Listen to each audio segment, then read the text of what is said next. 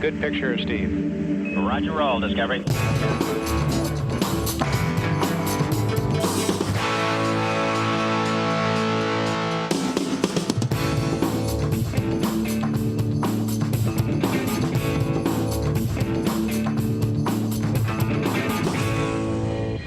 Cette semaine, la fine équipe de RLM revient sur une technologie qui semble être maîtrisée par tous mais qui pose problème, le Wi-Fi. Popularisé par les opérateurs Internet avec leur box, les réseaux sans fil pullulent aujourd'hui, ce qui provoque saturation et ralentissement. Alors, comment améliorer son débit, optimiser ses réglages et étendre son réseau? Tout, vous saurez tout sur le Wi-Fi. Bonjour à tous, soyez les bienvenus dans le studio de Refait le Mac, le studio Dailymotion qui nous accueille en exclusivité, vous le savez, chaque semaine en exclusivité dès le vendredi soir sur Dailymotion, plus sur YouTube, donc soyez au rendez-vous, abonnez-vous sur notre chaîne Dailymotion, vous serez prévenus en temps réel de la mise en ligne d'une émission. Nous devrions normalement arriver très prochainement également sur iTunes en version HD, donc nouveauté, mais également en version audio. On refait le Mac audio si vous aimez podcaster l'émission. Pour débattre avec nous cette semaine du Wi-Fi et des enjeux du Wi-Fi, un habitué de cette émission, l'anthropologue du Mac, mais également le Benjamin, monsieur Paul Rony. Bonjour Paul, il n'est pas très loin de ce studio. Bonjour Olivier, ça va? Ça va bien et toi? Ça va pas mal, écoute. Bon, tu as sorti tes antennes? Tout sorti là, je suis en Wi-Fi à fond. Ouais, tu as beaucoup plus d'antennes que moi, en tout cas au niveau des cheveux. Il va falloir que tu me donnes quelques conseils capillaires. Autre habitué, autre historique de Refait le Mac, c'est la touche charme de cette émission. Il s'agit bien sûr de Fanny Bouton de fannysparty.com. Bonjour Fanny. Bonjour Olivier. Ça va bien? Écoute, ça va bien. Bon, tu es prêt à régler tes routeurs Wi-Fi, tes bornes? Tu es à fond là ce soir? Ouais, j'ai tout ce qu'il faut. Bon, vous le savez, Fanny, c'est la vigie, c'est notre vigie du web, c'est elle qui récolte vos questions sur Twitter via l'hashtag ORLM et via le compte Twitter de l'émission On refait le Mac. Il y a beaucoup de questions ce soir sur le Wi-Fi. Il y en a quelques-unes. Oui, il y en a pas mal sur le futur aussi, on va l'aborder également, le futur du Wi-Fi. Un nouveau chroniqueur dans cette émission, il s'agit de Gonzac d'Ambricourt, de Bouche Cousue, une société spécialisée dans le déploiement des réseaux Wi-Fi.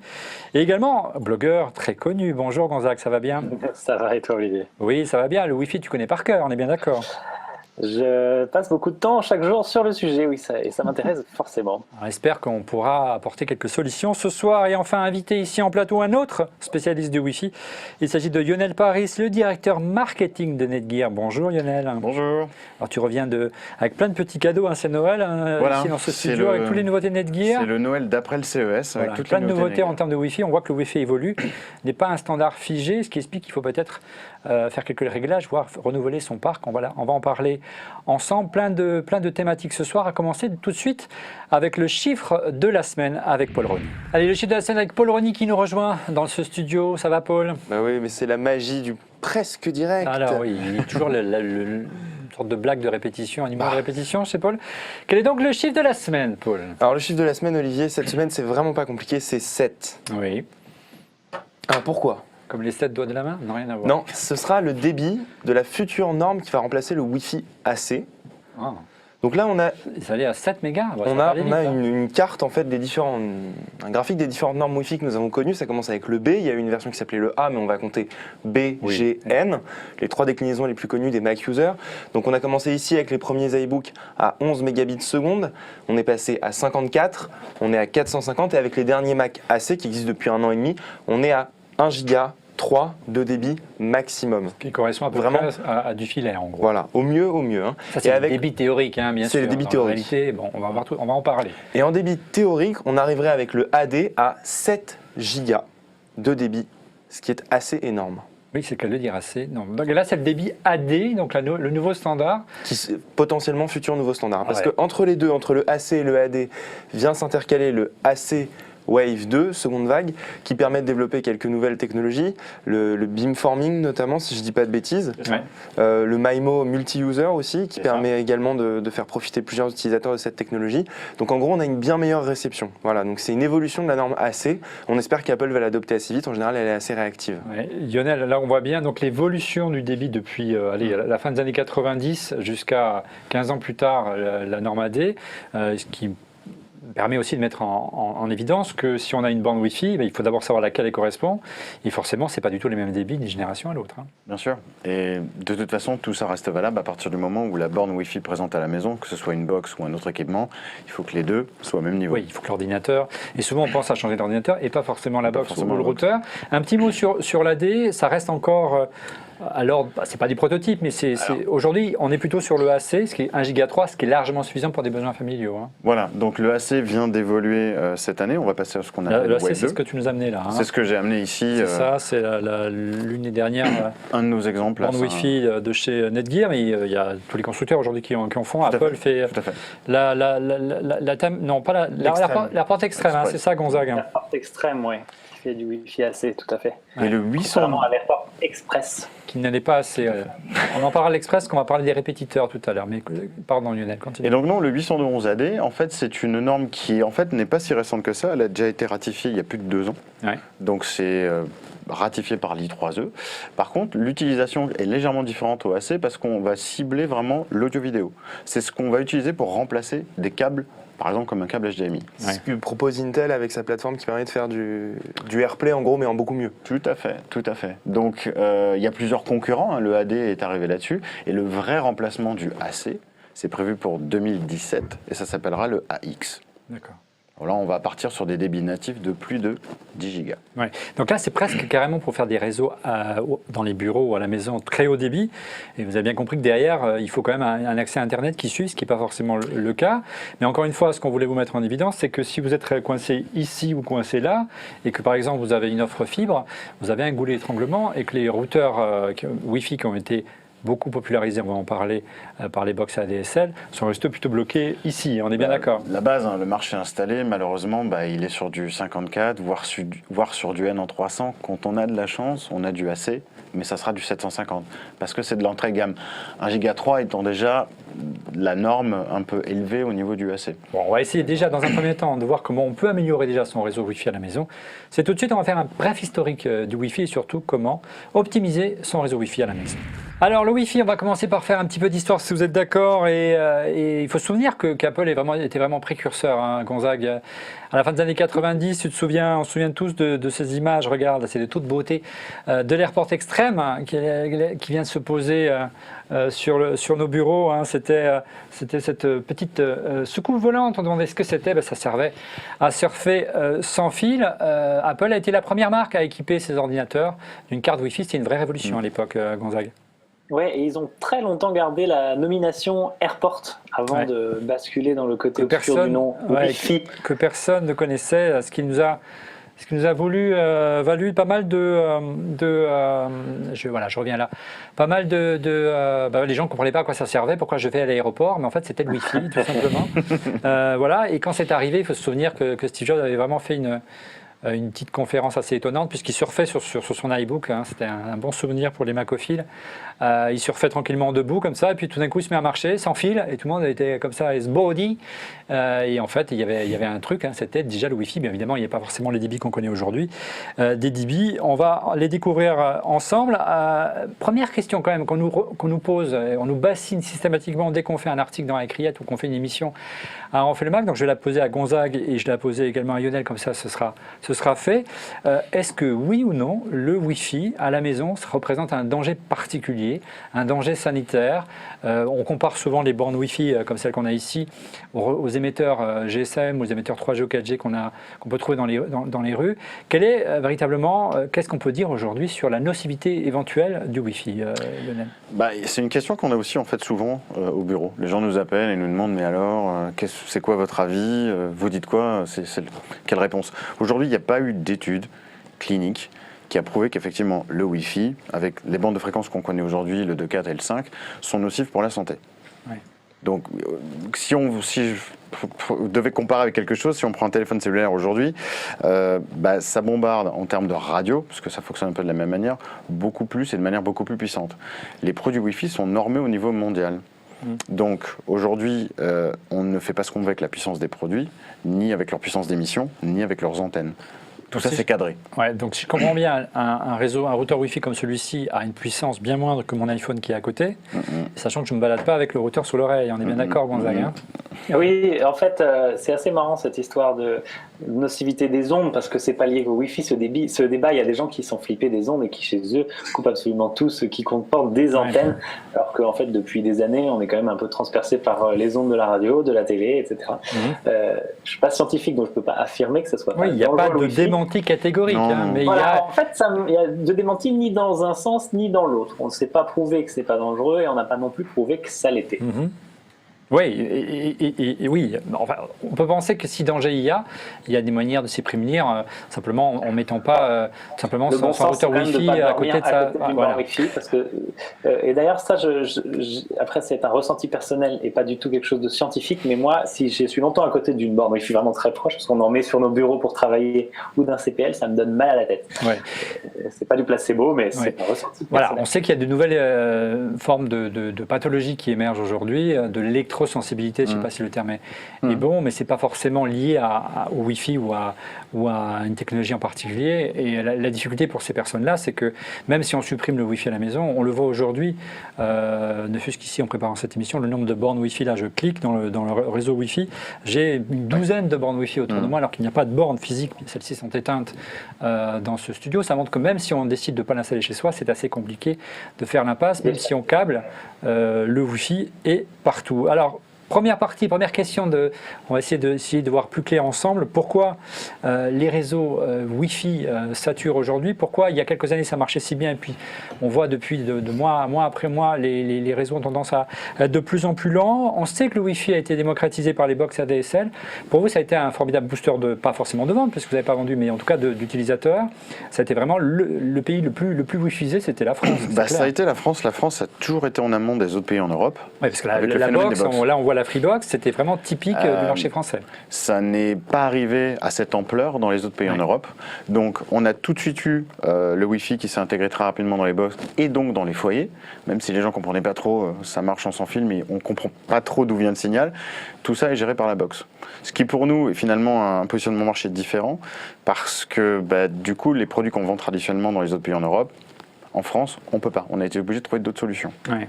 Et le réflexe, quand on voit que la box commence un petit peu à saturer, on va essayer de comprendre pourquoi Gonzague ou Fanny, c'est de se dire je vais prendre plus gros, je vais prendre un débit supérieur, alors que finalement le problème vient de la box, pas forcément du tuyau qui est derrière, hein, Gonzague. Oui, il y a des gens qui pensent que leur Wi-Fi n'est pas assez rapide parce que leur connexion Internet elle-même n'est pas rapide, alors qu'en fait, typiquement, je crois les Livebox n'intègrent pas le Wi-Fi AC, contrairement à certaines versions de la dernière Freebox. Donc même si on a énormément de débit en arrivée, après, on passe dans le goulot des tremblements.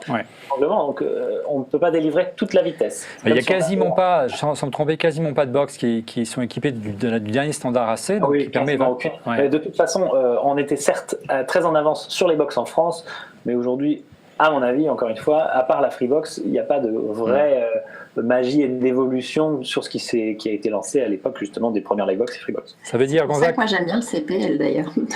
Oui, d'ailleurs il y a des solutions de CPL ce soir, c'est complémentaire du Wi-Fi, on en parlera tout à l'heure.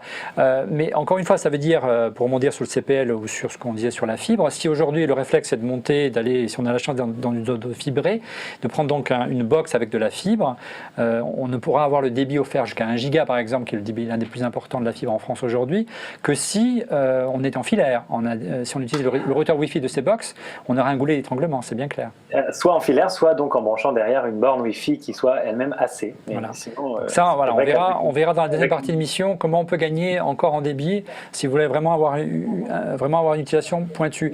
Aujourd'hui, la première raison, on l'a dit, qui puisse expliquer que le Wi-Fi sature, Lionel, c'est que les routeurs, il y en a partout, des routeurs Wi-Fi, des box ADSL, il y en a partout, et souvent, alors qu'au départ on était quasiment tout seul dans un immeuble, puis tous les voisins sont équipés, et souvent tous les réseaux sont sur le même canal. Toutes les box malheureusement sont configurées avec les mêmes paramétrages. Donc ça veut dire que dans un appartement et donc dans un immeuble, on va scanner comme on peut le faire ici, et on va trouver 12, 13, 14, 15 réseaux Wi-Fi qui vont eux-mêmes être sur la même bande et sur les mêmes canaux. Donc finalement, on se retrouve tous à partager la même bande passante. Pour illustrer ce que tu disais, Lionel, on vous a préparé ces petites captures d'écran. Regardez, c'est ce que moi, ce matin, j'ai capturé sur mon MacBook Pro à la rédaction d'iCreate. Regardez le nombre de réseaux Wi-Fi, le spectre de réseaux Wi-Fi qu'il y a autour de tout un appartement. Voilà, on n'est pas forcément dans une zone de bureau, on est dans un appartement à la rédaction d'iCreate. On a compté à peu près une quarantaine de réseaux Wi-Fi. Et regardez ici, sur les mêmes canaux entre le 1 et le 8, sans me tromper, hein, on a peut-être une vingtaine, une trentaine de box. Donc imaginez, si nous on émet là-dessus, en plus on est quelques salariés à la rédaction d'iCreate, imaginez les débits que ça peut provoquer, ça crée des perturbations réelles. Hein. Là, on est vraiment dans l'exemple typique. Donc, le problème, c'est que les gens n'ont pas cette conscience parce qu'ils n'ont pas l'éducation en termes de Wi-Fi, de technologie pour comprendre ce qui se passe. Pour eux, on leur a donné une box, on leur a mis à dispo et quelque part, ça doit être magique. Il faut que ça fonctionne.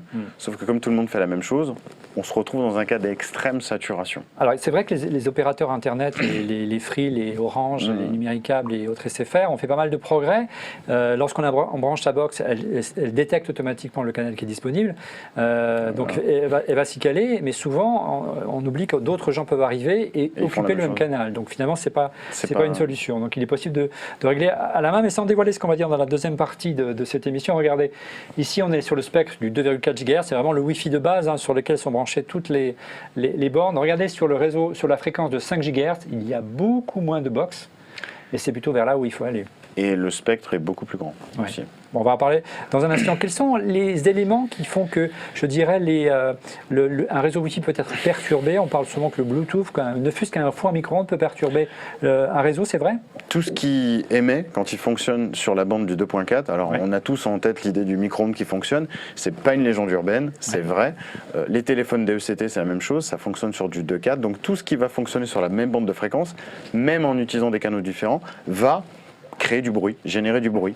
Ce qui fait qu'in fine, il y aura du monde et aussi de la perturbation qui donc va entraîner une chute de la bande passante. Ouais. Autre question qu'on nous pose souvent, là je me tourne vers Gonzague, est-ce qu'il y a des matières à la maison, des murs porteurs, du bois, du métal qui sont moins conducteurs, dirons-nous, ou qui posent plus de problèmes à la diffusion des ondes quand tu fais tes installations chez... Pour chez nos clients.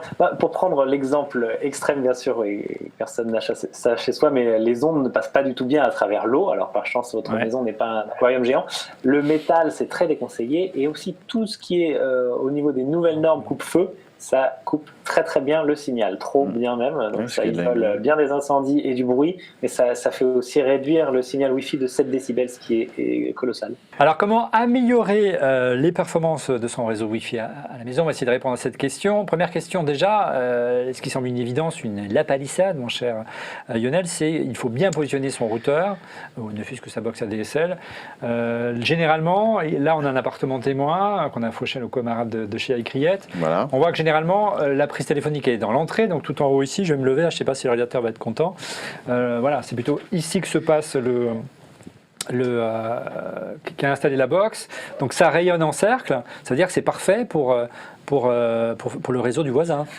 Voilà, c'est-à-dire qu'on va faciliter le Wi-Fi du voisin, mais pas forcément le nôtre, parce que malheureusement, on se branche et on positionne la box à côté de la prise téléphonique, ce qui n'est pas toujours optimum. Voilà, donc l'idéal serait plutôt, Gonzague, de brancher la box ici plutôt au milieu de l'appartement, dans un point plutôt haut, c'est ça en gros ce qu'il faut conseiller? Pas nécessairement qu'elle se retrouve enfermée entre des murs porteurs, puisque c'est beaucoup plus épais. Donc, là, c'est pas des murs porteurs à l'occasion, c'est des cloisons. Hein. Oui, quand c'est des cloisons, au milieu, c'est beaucoup plus simple, puisque ça va porter de façon centrale vers le reste des pièces. Ouais. Et éventuellement, pour pouvoir couvrir l'ensemble donc encore une fois, ça diffuse en cercle. On voit ici que vous avez apporté une borne Wi-Fi. Celle-ci a une particularité, elle a des antennes.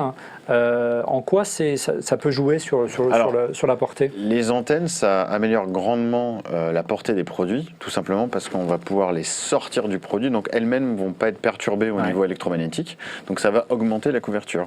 On ne peut pas diriger un flux, par exemple, de manière fine? Alors, le 802.11ac, qui est la norme actuelle, permet, grâce au beamforming, en fait, d'avoir une sorte de dynamique entre le point d'accès et les clients. C'est-à-dire qu'il va pouvoir les localiser, et il va pousser les ondes en direction des périphériques. Ce qui n'était pas le cas du N, où là on avait plutôt quelque chose de passif, on posait la borne, et on avait la couverture qu'on avait en fonction de l'environnement. Donc le premier réflexe, au-delà du positionnement de l'antenne, c'est simplement de trifouiller un petit peu dans son routeur, Gonzague, et de privilégier d'autres bandes de fréquences. On l'a vu tout à l'heure sur la capture d'écran que j'ai présentée, que l'ensemble des bornes étaient plutôt préconfigurées pour être en 2,4 GHz. Il faut privilégier le réseau 5 GHz, c'est bien ça? Il faut privilégier le 5 GHz. Vous avez sur Mac un utilitaire très pratique qui s'appelle iStumbler, qui permet de scanner les réseaux environnants pour regarder sur quelle fréquence ils sont et quels canaux. Donc ça permet aussi de choisir le sien en fonction de qu'est-ce qui est le moins utilisé.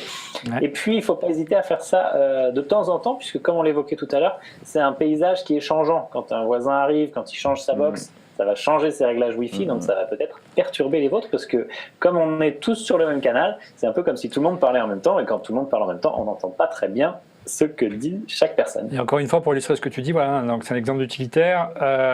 Il faut choisir l'endroit où il y a la moins de concentration de box possible ici. Hein. Donc il serait plutôt vers le 5 GHz, on le voit bien. Par contre, le revers de la médaille du 5 GHz, c'est que la portée est peut-être un peu moins bonne de ce côté-là. C'est ça. Quand on monte en fréquence, en termes on perd un petit peu en portée, tout à fait. C'est la grosse différence entre le 2.4, qui est la norme un peu historique, et le 5 GHz, qui est la base du AC. D'accord. Donc il est nécessaire, dans ces cas-là, peut-être de réfléchir autrement et d'étendre son réseau par d'autres choses artificielles. Là, tu nous as amené des petites choses qui permettent d'étendre le réseau. Ce sont des répétiteurs, hein, c'est bien ça? Donc une des manières, une fois qu'on a, je dirais, évacué les solutions, le placement, le paramétrage un petit peu plus fin de la box, le step d'après, ça va être de placer un répéteur. Donc là, c'est un produit qui va se mettre au milieu, c'est-à-dire on va le placer à la maison, à l'endroit... discret, hein. Voilà, à l'endroit où la box arrête de couvrir, mais pas non plus complètement à la fin, sinon on va répéter quelque chose de pas de bonne qualité. Donc le placement, encore une fois, est clé de ce produit. Et ensuite, on va donc, avec ce produit, étendre la couverture du Wi-Fi. Donc on a notre box, on va mettre ce produit au milieu.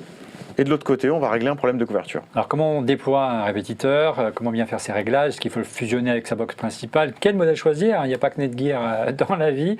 On en parle dans la deuxième partie de cette émission, après le busomètre de Paul Rony, mais également après les questions de Fanny. Allez, le busomètre avec Paul. Paul qui nous rejoint en plateau. Quels sont donc le classement? Paul, rentre, je t'en prie, le classement des rumeurs de la semaine autour de la planète Apple. Toujours un peu la même chose, l'iPhone en pole position, je crois. Toujours, avec une petite spécialité cette semaine dont on a discuté. Donc en première position, on retrouve l'iPhone 5 SE, donc cet iPhone de 4 pouces qui sera à mi-chemin entre le 5 et le 6 au niveau du design et qui aurait un hardware mélangé entre le 6S et le 6. C'est un peu complexe, mais bon, donc en gros on aurait une puce A9 ou A8, 2 Go de RAM, un écran 4 pouces, une caméra 12 mégapixels, bref, des choses plutôt sympathiques. Et donc pour la keynote qui serait prévue le 15 mars. En mars prochain, nous devrions être en direct si tout va bien. Voilà, et cette semaine on a discuté d'un iPhone 5 SE rose, pas l'or rose de l'iPhone 6S, mais bien rose, le rose, vraiment rose de l'iPod Touch. Pour la Saint-Valentin. Voilà, pour la Saint-Valentin. Donc on a les deux qui sont un en rose concurrence. très girly, si vous voyez ce que je veux dire. Deuxième rumeur. Donc deuxième rumeur, la conférence d'Apple en mars. On en parlait, voilà. Le 15 mars, visiblement, c'est quasiment acquis maintenant. Au menu de cette conférence, à part l'iPhone 5 SE, l'iPad Air 3 qui garde sa place cette semaine, il serait dévoilé au Special Event. On voit des schémas sortir de temps en temps, Smart Connector, 4 haut-parleurs, bon, bref, un iPad Pro mini. Bon. On ne sait pas s'il y aura le support du Pencil, on espère très fort. Oui, ça doit être logique. Quatrième rumeur, l'Apple Watch 2, pas pour mars. Pareil, elle garde sa place. Pas de nouvelles rumeurs sur l'Apple Watch 2. Ce serait pour septembre. On aurait juste de nouveaux bracelets pour l'été au mois de mars. Voilà, une collection pour l'été. Et dernière rumeur, Paul? Et dernière rumeur, enfin, pas de MacBook 2 en mars. Ça me rend très triste. Le MacBook, avec son seul port USB-C, ne profiterait pas du Thunderbolt 3. On rappelle, le Thunderbolt 3, c'est du Thunderbolt dans le port USB-C, donc ce serait très pratique. Il va falloir attendre juin, voire septembre. Cette gamme Mac commence à vraiment dater. Et sachant que le MacBook a été introduit, ça aura fait un an jour pour jour au mois de mars qu'il a été présenté. Donc c'est vrai qu'Apple aurait eu peut-être besoin de le renouveler et doper un peu ses performances. On en a longuement parlé dans cette émission.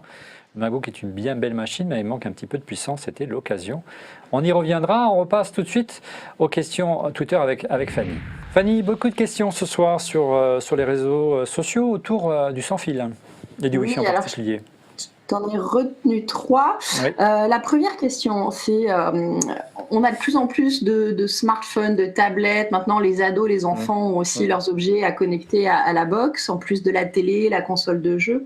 Est-ce qu'il n'y a pas de saturation? Est-ce que ça gère bien tout ça, les box actuellement? Parce qu'en clair, aujourd'hui, c'est vrai que par rapport aux routeurs qui sont intégrés dans des box ADSL, ils étaient prévus pour aller alimenter un ordi, grand maximum, un smartphone. Aujourd'hui, tout le monde a un smartphone à la maison, tout le monde a une tablette. Est-ce que ces nouvelles générations en AC, que ce soit une AirPort, que ce soit une Netgear ou une D-Link, sont mieux équipées et vous introduisez une nouvelle notion qui est la notion du multifréquence, une multibande. C'est ça. Donc, en fait, il y a 2 paramètres. Il y a l'augmentation du nombre de périphériques qu'on utilise en sans fil. Et le deuxième paramètre, c'est qu'est-ce qu'on fait avec nos périphériques mobiles aussi. On consomme beaucoup plus de données et donc, forcément, ça engendre beaucoup plus de trafic. Donc, l'EAC peut répondre à ce besoin. On a réussi à ajouter une bande supplémentaire dans les produits. C'est-à-dire qu'aujourd'hui, les produits sont dual band la plupart du temps. 2,4 et 5 GHz, c'est ce qu'on a vu tout à l'heure sur la bande de fréquence. Et maintenant, on vient d'ajouter une 3e bande en 5 GHz qui, elle, va faire le tri. C'est-à-dire que le produit va avoir l'intelligence de regarder l'ensemble de vos périphériques parce que, bien évidemment, tout le monde n'a pas le même débit, ni la même vitesse, ni fait la même chose avec les produits. Donc, le routeur, maintenant, va regarder un petit peu tout ça et attribuer chacun des produits à chacune des bandes en fonction du trafic et ou de sa vitesse. Donc on comprend bien que la saturation des réseaux, elle n'est pas uniquement liée à, je dirais, au vieillissement des routeurs ou au vieillissement d'une box ADSL, c'est aussi que les usages en matière de sans fil ont littéralement explosé. C'est clair. Avant de commencer cette émission, je me suis calculé le nombre d'objets Wi-Fi que j'avais branchés chez moi à la maison, j'en avais 15, entre les caméras de sécurité, les objets connectés divers et variés, les systèmes pour contrôler le chauffage, l'Apple TV et j'en passe, les consoles de jeu.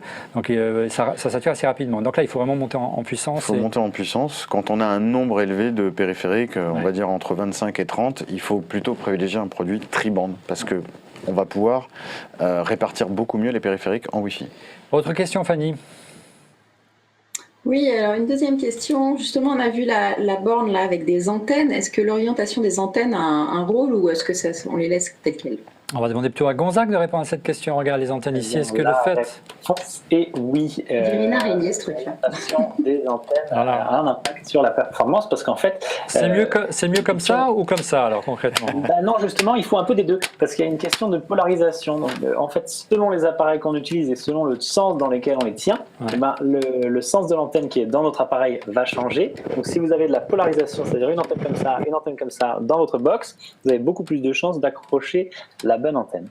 Et il y a une position typique qui est mieux, il vaut le mettre à plat, il vaut le mettre contre un mur. En fait, l'idéal c'est de faire un mix des deux, c'est-à-dire d'avoir certaines qui sont droites et certaines qui sont couchées. Tu as combien de box chez toi à la maison? Combien tu as de routeurs Wi-Fi? J'ai un petit problème de cerveau cramé. C'est pour ça. Dernière question, Fanny.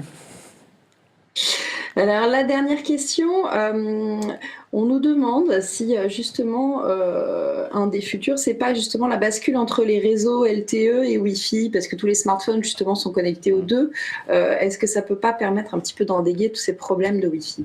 Alors c'est vrai qu'il y a déjà une particularité pour l'utilisateur d'iPhone que j'ai là avec la dernière version du système avec iOS 9, souvenez-vous, il bascule automatiquement, ce qui a posé quelques soucis du Wi-Fi sur la 4G s'il estime que la 4G offre un meilleur débit. Donc ça, il y a des constructeurs qui commencent à y réfléchir en disant mon Wi-Fi est pas bon, je vous offre la 4G. Par contre, quand vous faites une mise à jour en 4G, bonjour le fair use, ça a posé beaucoup de soucis aux utilisateurs d'iPhone, donc soyez prudents. Mais c'est vrai, après tout, on pourrait se poser la question tout simplement qu'avec le débit qu'offre la 4G aujourd'hui, est-ce qu'on a encore besoin de Wi-Fi?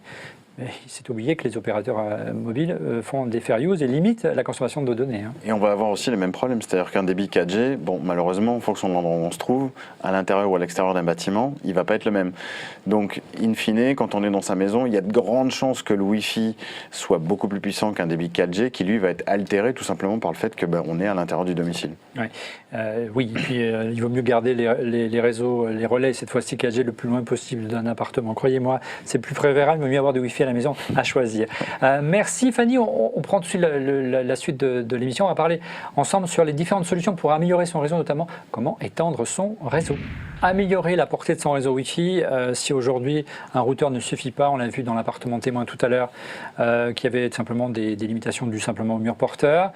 Tu nous as donc apporté différentes solutions, pour répéter son réseau. Apple a été assez précurseur, hein, Gonzague, il y a des années déjà, était l'un des tout premiers à sortir ça, c'était l'AirPort Express. En effet, Apple a lancé l'AirPort Express il y a assez longtemps, et comme on disait tout à l'heure, maintenant ils ont une gamme qui comprend l'AirPort Extreme qui fait du Wi-Fi AC et l'AirPort Express qui n'en fait pas, mais qui, elle, ne coûte que 110 € et qui sait se connecter à un réseau Wi-Fi existant pour l'étendre. Donc c'est très pratique. Alors tu disais l'AirPort Express d'Apple bizarrement est resté bloqué dans les anciens formats de normes. Du côté de Netgear, vous êtes passé au AC sur les répétiteurs? Oui, bien sûr. On a une gamme qui monte aujourd'hui jusqu'à plus de 2 Go 2.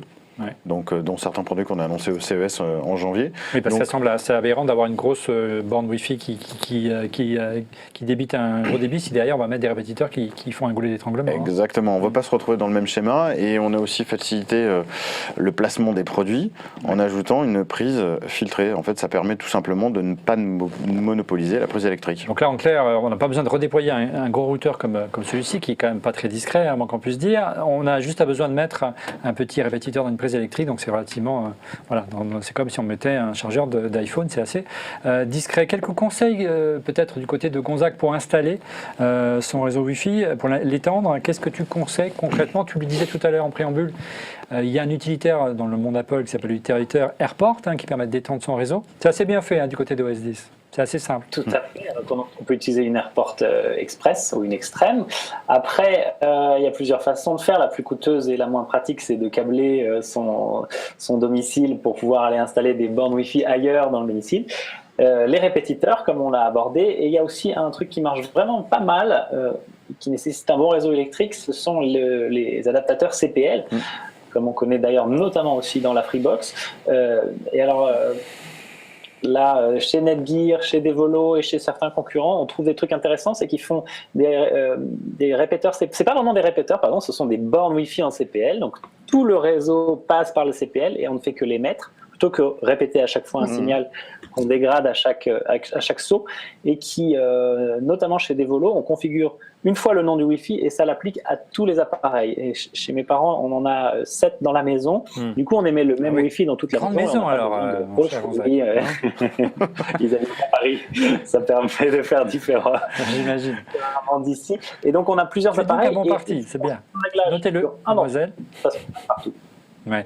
Concrètement, ça permet si vraiment on a un mur porteur et que ça passe pas, on peut véritablement étendre facilement le CPL. Tu en as là, je crois d'ailleurs. C'est ça. Donc en fait, on reprend un petit peu le même format que ces produits-là. Un boîtier donc intègre la technologie CPL. Un répéteur, ça ne fera pas de magie. Au bout d'un moment, comme Gonzague l'a dit, un mur de béton, c'est un mur de béton. On ne va pas passer, faut pas transpercer. même avec des produits de plus de 2 gigas. Donc la manière la plus simple, c'est qu'on va utiliser le CPL pour aller du rez-de-chaussée au premier étage, et ensuite à l'étage, on va recréer un autre point d'accès Wi-Fi qui va lui être le relais du premier, celui qui est au rez-de-chaussée. Par contre, le simple fait de mettre un petit répétiteur et prolonger la borne principale, c'est pas toujours évident. Il y a des normes qui permettent de faire ça pour jumeler de manière, je dirais, presque transparente un répétiteur avec la borne principale. Je pensais notamment au WDS, Gonzague, c'est bien ça? WPS aussi. WPS, pardon. Oui, il y a les deux. Qu'est-ce que c'est concrètement?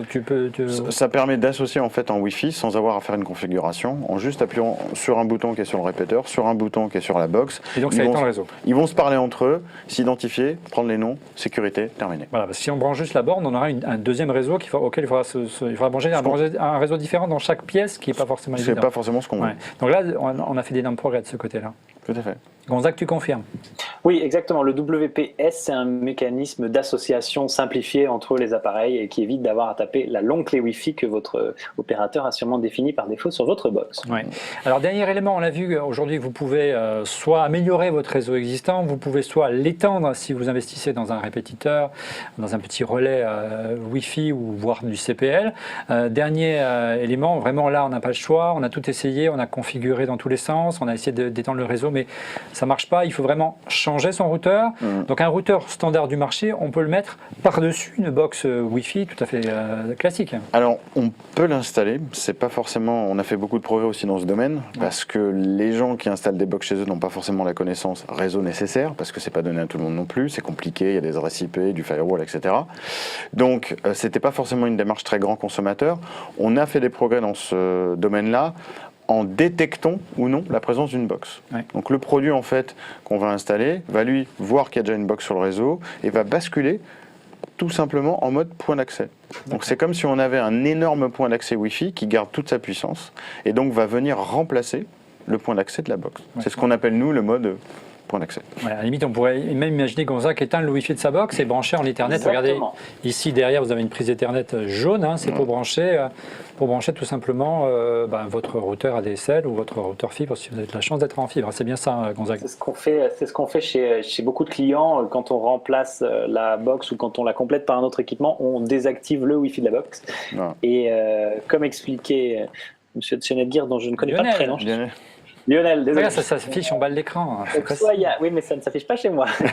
Il y a effectivement regardez la l'émission montée, le cher mode ami. point d'accès qui permet d'utiliser la partie routeur de la box, Ouais. et juste la partie point d'accès de l'équipement qu'on a ajouté. Et ça, c'est bien parce que si on ne faisait pas cette configuration, avant cette intelligence de développement, on avait deux routeurs. C'est comme si on avait deux facteurs, un qui distribuait le courrier à un premier facteur, qui distribuait à un deuxième facteur. Perte de temps, perte d'énergie, perte de performance. Donc de basculer Et seulement en conflit mode- parfois. Et des Parce applications. que les facteurs sont parfois en graine. Non, c'est pas un gag. Ça, des fois, il y a des conflits entre les deux routeurs, vraiment. Ouais.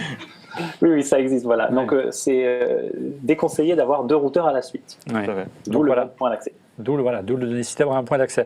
Alors, quels sont les critères à retenir au moment où il faut acheter sa nouvelle borne Wi-Fi pour mettre à la maison, son nouveau routeur Wi-Fi? Alors, bien sûr, on peut...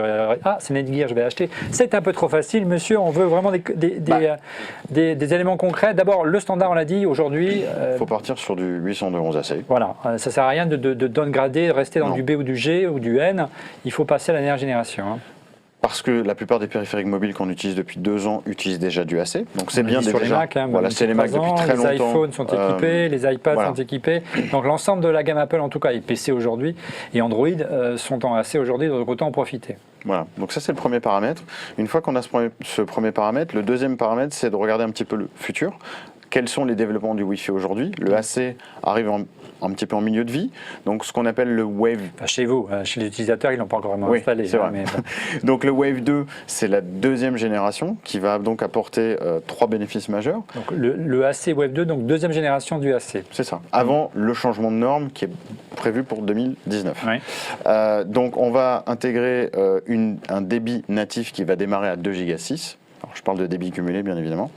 On va ainsi intégrer le MIMO. Donc, c'est la première fois qu'un périphérique Wi-Fi va être capable d'avoir une conversation simultanée avec 3 clients. Donc, les clients, c'est des téléphones mobiles ou des tablettes. Alors justement, c'était un critère qu'on avait noté en préparant cette émission. On sait que du temps notamment de la première Freebox AG il y a quelques années, Free avait beaucoup insisté sur l'avantage de sa box qui était Wi-Fi MIMO. Alors là, on arrive à la deuxième génération du MIMO, mais qu'est-ce que c'est concrètement le MIMO? Est-ce que c'est un critère à retenir lorsqu'on achète une box? Alors, on achète un routeur, pardon. C'est un critère à retenir aujourd'hui à cause du paramètre de multiplication des périphériques. Oui. Plus il y a de périphériques, plus il faut les faire communiquer. Aujourd'hui, un routeur, il parle à un périphérique, il attend qu'il réponde et il parle à un autre. Il attend la réponse et il parle à un autre. C'est la manière dont ça fonctionne. Par contre, là, on va être capable de le faire sur 3 périphériques en simultané, d'avoir une conversation et ensuite 3 autres périphériques, etc. Donc, quand on ajoute un nombre de périphériques, l'impact sur le débit et sur les temps de réponse, il est assez visible. Donc la première chose à vérifier, donc quand on veut prendre une box ou une borne, je vais y arriver, box, j'oublie ce terme, c'est s'il y a marqué MIMO dessus, c'est bien ça Gonzague. Il y a marqué MIMO, donc c'est bon, on garde. Gonzague, tu confirmes? C'est un peu technique pour le client final, puisque comme on parle de Wi-Fi AC pour les gens, le AC suffit. Déjà, effectivement, si on veut être très pointu, il faudrait avoir le Wave 2, mais c'est très rarement spécifié et il y a peu d'équipements qui le font. Tu parlais tout à l'heure, vous parliez tous les deux de beamforming. Qu'est-ce que c'est? Encore une fois, on peut le répéter, c'est aussi un argument à surveiller sur les boîtes, cet argument marketing-là? Alors ça, c'est forcément géré par les bandes qui font du Wi-Fi 802.11ac Wave 2, et vous voyez, on commence à avoir des références de produits qui font cette taille-là, parce qu'en plus devant, il y a la marque et le nom du produit. Oui. Et c'est la capacité par la borne à être capable de concentrer le signal Wi-Fi vers là où elle pense savoir que se trouve l'appareil. Tout à fait. Donc ça, c'est très intéressant, mais encore une fois, très technique. Par exemple, quand tu prends une borne de chez Apple, qui est plutôt design comparée je ne dis pas que celles-ci ne sont pas design, mais elles sont un peu plus, voilà, les antennes c'est quand même un peu moins discret que la petite tour de chez Apple. Il n'y a pas d'antenne externe. Là, il y a un moyen, je dirais, par le logiciel, d'améliorer les choses, ou effectivement ça rayonne bêtement en rond. Celle d'Apple ne fait pas le beamforming. Ouais. Si on veut avoir des meilleurs débits avec une borne qui fait à la fois du 2,4 et du 5 GHz, il faut privilégier le 5 GHz, mais il faut en être assez proche pour que ça marche, puisque le 5 GHz marche moins loin que le 2,4. Alors Apple, on l'a dit en début de cette émission, était assez précurseur dans le Wi-Fi, a été l'un des tout premiers constructeurs à adopter le AC. Il va falloir mettre à jour votre borne Wi-Fi, et puis peut-être ajouter une borne comme la Netgear. C'est vrai que avoir 3 fréquences, c'est assez remarquable en matière de... Ça ne tire plus du tout chez moi depuis que j'utilise cette solution-là. Et c'est pour ça que vous êtes là aujourd'hui. Je vous montrais en préambule tout à l'heure, ça c'est un argument indispensable, hein, le nombre de prises derrière en USB, en Ethernet, plus il y en a, mieux c'est, on est bien d'accord. Hein. Gonzague. Écoute, la question, ça dépend si tu as beaucoup d'éléments à raccorder dessus. Alors maintenant, comme on est avocat du tout sans fil, on devrait avoir moins besoin de prise Ethernet. Oui, mais tu as quand même besoin, par exemple, de brancher, je sais pas, 2-3 objets connectés qui sont par défaut Ethernet. Il y a certaines consoles qui ne sont pas encore Wi-Fi, consoles de jeu. Oui, la télé, tout simplement. Les amplis. Selon la façon dont on certaines enceintes connectées aussi. Hein. Selon la façon dont on utilise l'équipement, ça sera intéressant de l'utiliser comme un switch, justement, relié en direct à cette borne Wi-Fi. Alors, par contre, j'ai vu sur cette borne ici, il y a 2 prises USB, je ne sais pas si on les voit bien. Un, je sais à quoi ça sert, mais je vous pose la question, Lionel. Est-ce que c'est aussi un argument à surveiller? Ça, c'est pour Gonzague. Les USB, c'est pour quoi faire? Les ports USB, on fait leur apparition sur tous ces produits-là il y a 3 ou 4 ans. Ouais. Donc l'idée est très simple, c'est brancher une clé USB à un disque dur, partager de manière instantanée le contenu sur l'ensemble des périphériques du réseau, filaire, Wi-Fi. Ça, c'est ce qu'on faisait très bien il y a plus de 2 ans. Ouais. Ce qu'on vient d'ajouter récemment, c'est qu'en plus, ce contenu maintenant est accessible aussi à l'extérieur, sans aucun paramétrage. Ouais. Ça me rappelle un terme marketing de chez Apple, ça s'appelle la time capsule. Hein. C'est bien ça, Gonzague? Oui, c'est ça. Alors la time capsule, elle intégrait carrément son propre disque dur et elle coûte quand même assez cher. Là, c'est vrai que l'intérêt, c'est de pouvoir brancher l'appareil de son choix dessus. Et selon les équipements, il y a même aussi des routeurs qui permettent de brancher une clé 4G sur ce port USB pour les gens qui sont dans une zone où la DSL est très mauvaise, par exemple. On a testé une borne de ces Synology, notamment à la rédaction, effectivement, qui est un nouvel entrant sur le marché et qui offre cette fonction-là, qui est assez remarquable également, mais qui n'est pas tri-borne, elle n'est que bi-borne, mais c'est assez suffisant, je pense. Et donc, effectivement, tu le disais, ça permet de brancher un disque dur et donc de la transformer en time capsule pour un coût qui est peut-être un peu plus abordable que celle d'Apple. En time capsule, en serveur multimédia centralisé pour la maison, il y a tout un tas d'intérêt. On partage ses films, on en fait un NAS, quoi, en gros. Hein. L'idée, c'est ça. Hein. C'est un NAS léger. Un NAS pour on n'a pas un super... autant de fonctionnalités qu'un NAS pur et dur. Hein. Pour des besoins basiques, par exemple, comme une sauvegarde Time Machine, c'est largement suffisant. Ouais, exactement. C'est compatible Time Machine? Bien sûr. Je pose des questions bêtes, moi, des Bien fois. sûr. Alors, il y a 2 prises USB, une pour le disque dur, l'autre pour l'imprimante. Et l'autre pour une imprimante ou n'importe quel périphérique de stockage USB compatible. Ça aussi, c'était une avancée que proposait, souviens-toi, l'Airport Express, hein, Gonzague. Et l'Airport Express qui a aujourd'hui, donc qui est un peu dépassé, on l'a dit, elle n'est pas en AC, mais elle conserve toujours une fonctionnalité qui lui est propre. Hein. Oui, l'AirPlay. C'est l'AirPlay, hein, c'est ça. Et oui, ça fait que beaucoup de gens en achètent, parce que notamment, moi qui suis fan des produits Sonos, on ne peut pas faire d'AirPlay sur les produits Sonos. Du coup, les gens achètent des Airport Express qui branchent au Sonos pour pouvoir faire de l'AirPlay sur n'importe quel appareil qui a une entrée audio. C'est vrai que le Sonos n'est pas AirPlay, donc on ne peut pas envoyer directement la musique de son choix. Il faut passer par l'application de Sonos. C'est quoi cet engin que tu nous sors là, Lionel? Parce qu'on aime les... C'est la guerre des...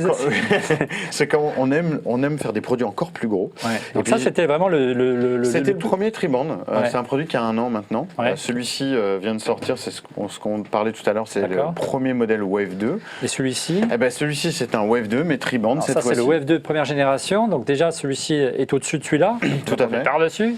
Et maintenant, on a celui-ci aussi qui vient donc compléter la gamme. Donc on reprend tout ce qu'on vient d'énoncer sur les bénéfices de la dernière norme AC. Vas-y, je t'en prie. Ah oui. Et on a rajouté aussi des ports à l'arrière, parce que maintenant, on avait de la place. Ah oui, je confirme, il y en a 7. Voilà. Regardez. Voilà. Donc oui, c'est plus celui qui est réservé. Donc c'est inversé pour la box ADSL ou fibre. Donc, plus de débit en Wi-Fi. On arrive là du débit cumulé à plus de 5 Go 3 sur un modèle tri-band. Donc, qui est en Wave 2. Il a vraiment tout le dernier fleuron technologique du Wi-Fi. Et vous avez embauché des designers, c'est bien. Et on a embauché aussi des designers parce que bon... On s'est dit, tiens, madame a son mot à dire à la maison, n'est-ce pas Fanny? Fanny, qu'est-ce que tu en penses? Non, je plaisante. Je suis pas sûre qu'au niveau du WAF, ça marche bien sur le design. Ça reste très masculin. Bon, et là, toujours les antennes externes, ça vous semble important? Les antennes externes plus que jamais dans ce modèle-là, Ouais. où en plus toute la partie amplification, encore pour améliorer les performances, a été enlevée de l'intérieur du produit et mis directement en haut des antennes. Ce qui explique que les antennes sont un peu plus épaisses. Elles sont beaucoup plus épaisses et donc actives cette fois-ci. D'accord, donc c'est pas un vaisseau spatial du dernier Star Wars, ça n'a rien à voir. Ça y ressemble, mais Ouais, ça s'accroche au Ça fait mur, aussi donc du Wi-Fi. effectivement ça peut être relativement discret si on le met contre un mur. alors voilà. Et pour la petite histoire, ce genre de produit, comme c'est du tri-band, il y a 4 antennes, normalement, il devrait avoir 12 antennes sur le produit. Oui, mais non. Mais on n'a non. pas fait 12 antennes dans le produit, D'accord. on les a cumulées Je les reprends. dans les 4 qui sont à l'arrière. Voilà. D'accord. Alors, on a beaucoup parlé du AC. On a essayé de résumer ensemble quels étaient les principaux critères. On les résume. Donc, le AC, c'est important. Biband ou triband, Voilà. la compatibilité MIMO, WDS, WPS, le beamforming, la présence d'un Internet, puis il y en a mieux c'est, présence de prise USB pour transformer Bien sûr. votre routeur en NAS, voire en TAN capsule, voire pour partager une imprimante. Et si vous avez par exemple un iPhone et que votre imprimante n'est pas compatible AirPrint avec une imprimante, avec un routeur Wi-Fi de dernière génération, elle le deviendra. Et éventuellement, ce qu'on peut imaginer, c'est conseiller à quelqu'un d'acheter une borne Wi-Fi, Gonzague, qui crée un réseau invité. Ça aussi, c'est plutôt sympa. Oui, et c'est une fonction qui est encore plus pratique pour les TPE, PME, pour les entreprises, parce qu'à la maison, c'est pas forcément fâcheux que les gens aient accès au réseau, même si avec la tendance des objets connectés, c'est vrai qu'il faut s'en méfier, puisqu'on va donner accès à ses caméras, à son thermostat et à tout un tas d'appareils qui permettent de s'associer avec eux par le simple fait d'être sur le même réseau. Donc ça, la prudence est quand même de mise, même si on aimerait vivre dans un pays magique où on fait confiance à tout le monde. Et pour les entreprises, moi je trouve que le réseau invité, c'est très sympa pour séparer ses serveurs et le Wi-Fi qu'utilisent les clients ou des visiteurs. Alors, tu l'as dit, tu parlais d'objets connectés. On va essayer de se projeter un petit peu sur l'avenir en termes de standards et en termes de Wi-Fi. Les objets connectés, on l'a dit, hein, on annonce énormément de produits de plus en plus à la maison qui vont donc saturer les réseaux. Déjà aujourd'hui, c'est déjà un petit peu compliqué parce que c'est vrai que les objets connectés utilisent des composants Wi-Fi qui ne sont pas forcément de dernière génération, donc ils se branchent plutôt en 2,4, donc ça sature bien le 2,4. C'est pour ça qu'il faut aller vers le 5 GHz, premier point. Et puis carrément, ça a permis aux constructeurs de Wi-Fi, à ceux qui réfléchissent au futur de Wi-Fi, d'émettre une norme dédiée aux objets connectés. Tout à fait. Alors, Donc, tu peux nous en parler? Donc ça sera le 802.11 AH. Ouais. Donc la majeure différence entre ce qu'on a aujourd'hui, là, en termes de produits, on fonctionne en 2.4 ou en 5 GHz. Ces produits-là fonctionnent sous la bande des 1 GHz.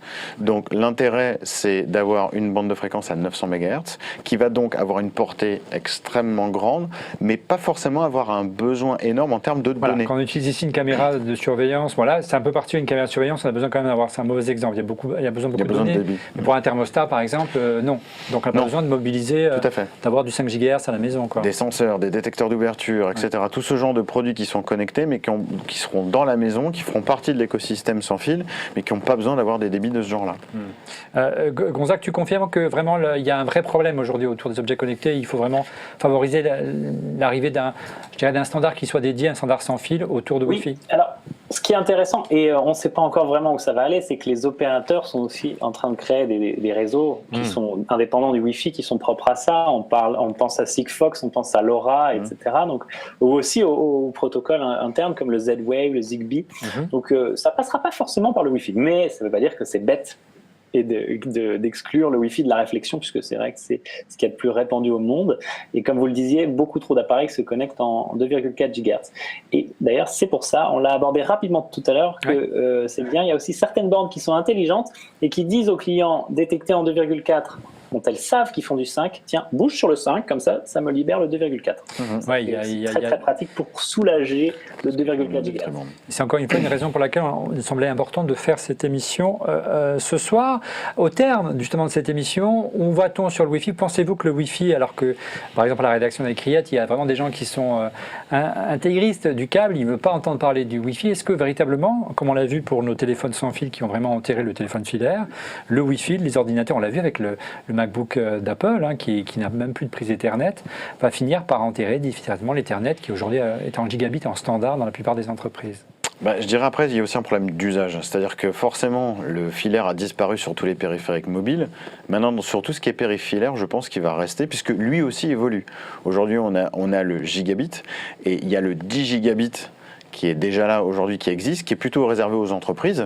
Mais j'imagine très bien que dans les 2-3 années à venir, cette techno qui aujourd'hui, on vend au niveau des entreprises, va atterrir au niveau des particuliers. Maintenant, quel sera le besoin d'une connexion filaire à 10 gigabits, mis à part... On a toujours des besoins grandissants, avec la 4K, ça va arriver vite. Voilà, alors après on se retrouve avec le problème de la connexion Internet, est-ce qu'elle va suivre, etc. Mais bon, tout ça a besoin d'évoluer en parallèle, je dirais. Gonzague, ton avis, est-ce que le sans fil, est-ce que le Wi-Fi va enterrer le câble Ethernet? Je pense qu'il l'enterre chez les particuliers. J'étais en train de réfléchir et de me dire, mais chez moi, au bureau, j'ai beaucoup de choses câblées, mais c'est normal, parce que c'est mon travail. Et c'est aussi pour ça que je suis frustré par le MacBook dans sa version actuelle, c'est parce qu'il n'y a pas assez de connectique, et que je ne suis pas l'utilisateur de ça. Mais qu'en fait, notamment dans les hôtels où on bosse, là, il y a un hôtel où on a 7000 appareils connectés en Wi-Fi par mois. Ça donne une idée de la puissance, du succès de ce standard aujourd'hui, on imagine. Et tous les mois, la consommation de bande passante augmente. Et d'ailleurs, ce qui consomme le plus de bande passante sur tous les hôtels dont on s'occupe, c'est le streaming vidéo. Donc ça ne va pas aller en s'arrêtant. Et comme vous disiez, avec la 4K, ça va être encore plus exigeant en termes de borne Wi-Fi et de réseau Internet. Pour revenir au 10 gigas, c'est actuellement utilisé uniquement en entreprise, parce que ça sert à interconnecter tous les serveurs et les switches des entreprises elles-mêmes.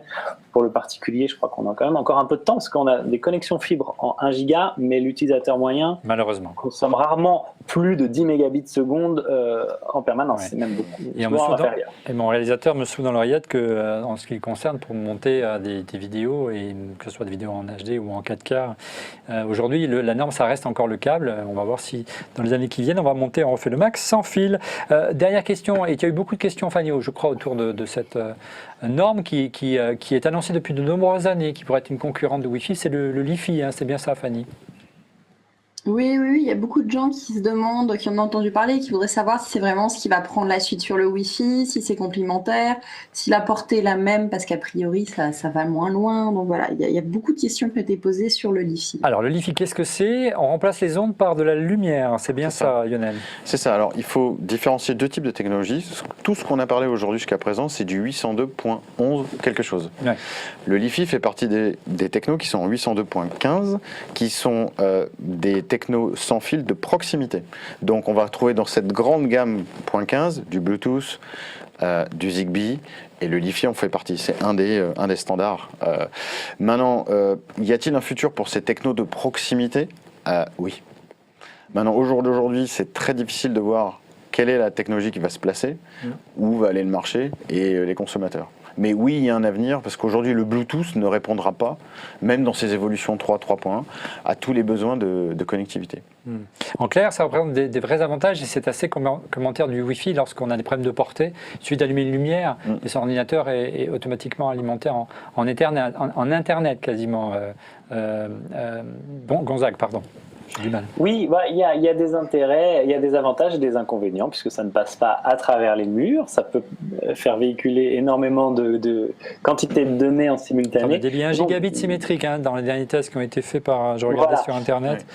Et en même temps, le Wi-Fi évolue très vite, et la 4G et la 5G également. Donc, est-ce que ce sera le Li-Fi qui trônera dans nos salons plus tard ou pas, on ne le sait pas encore. Tant que ça ne passe pas les murs, et je n'ai pas encore vu de lumière traverser un mur, à part faire un trou, le Wi-Fi n'a pas trop de soucis à se faire.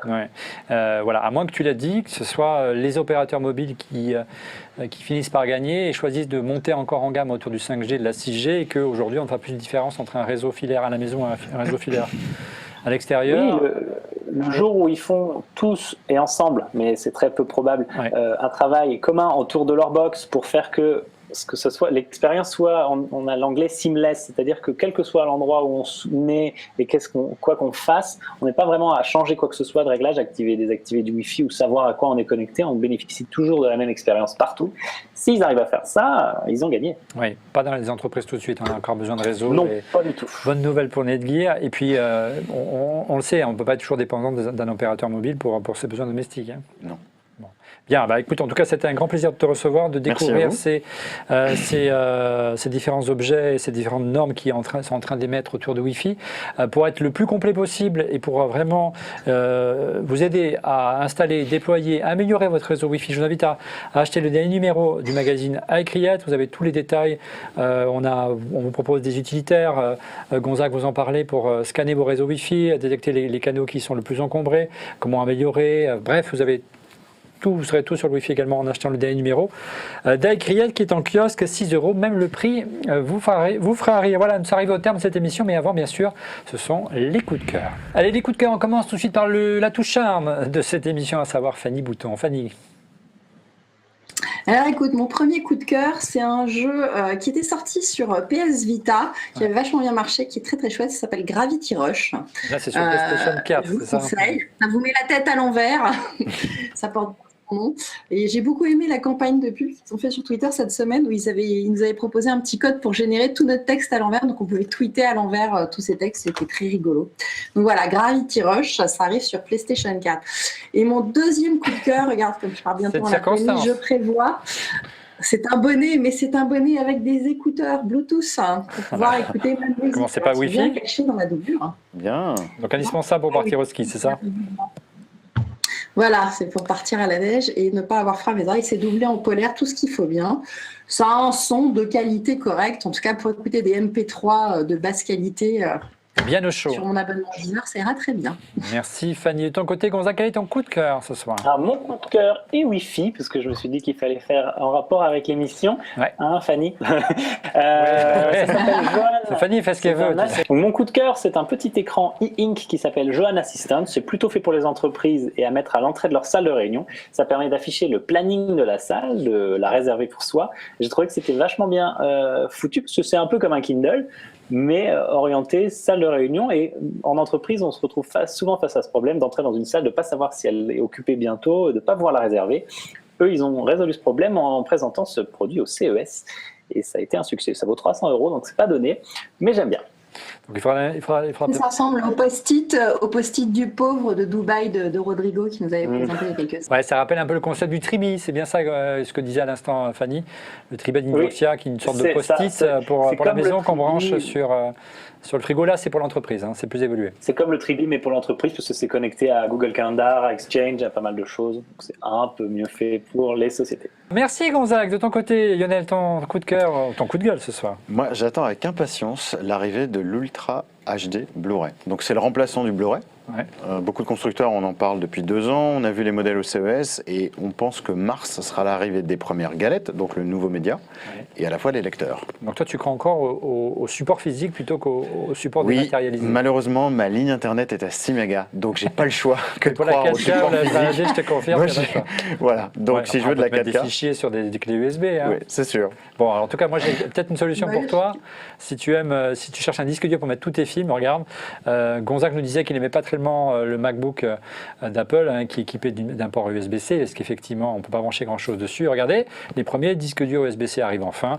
Celui-ci est signé Storeva. Il a effectivement une prise USB-C ici, un petit disque dur aluminium qui ça sortit parfaitement. Il y a toutes les couleurs hein, du MacBook que vous retrouvez pour le disque dur. Ça s'appelle le Storeva Arrow Type C. Ça vaut à peu près une centaine d'euros pour la version 1 Tera. Vous l'avez également en version SSD, si vous voulez vraiment faire du montage vidéo comme notre réalisateur, mais je ne suis pas sûr qu'ils soient encore prêts à passer au MacBook de chez Apple. Il va falloir monter un peu en puissance. Voilà, nous sommes arrivés au terme de cet épisode de Refait le Mac. Merci de l'avoir suivi. Vous retrouvez chaque semaine, ou presque, Fanny dans cette émission, et très prochainement, au mois de mars, je crois, Fanny, dans une Fanny's Party. Oui, exactement. Fin mars, le dernier mardi de mars, et ce sera une spéciale Pâques. On va manger du chocolat. extrême. On sera présent, compte sur moi. Je dois encore un petit peu m'arrondir, j'ai pas encore fini. Gonzague, vous le retrouvez, j'espère, très prochainement. Tu reviens quand tu veux, Gonzague, et également sur ton Avec propre plaisir. blog. Tu nous rappelles l'adresse de ton blog, s'il te plaît? Gonzague.me. Je sais que ça fait un peu égocentrique, mais Non, mais c'est quelque chose, ça me rappelle quelque chose de chez Apple, ça. Voilà. Voilà, et on découvre toujours des produits sympas, des petits utilitaires bien sympas. Merci, Gonzague, tu reviens donc quand tu veux. Avec plaisir. Voilà. Et Lionel, dès qu'il y a du nouveau question Wi-Fi, ou l'Ultra Blu-ray revient, tu nous appelles et on fait une émission spéciale. Pas de problème. Voilà, merci de nous avoir suivis, merci d'être au rendez-vous chaque semaine. La semaine prochaine, on parlera normalement, si tout va bien, du dernier film dédié, le biopic de Steve Jobs. On va essayer d'en débattre ensemble. Il y a beaucoup de débats sur Internet autour du dernier film dédié à l'ancien patron d'Apple. On y reviendra la semaine prochaine avec des extraits, avec l'équipe historique de Refait le Mac qui nous donnera leur avis. À la semaine prochaine, soyez au rendez-vous. Au revoir.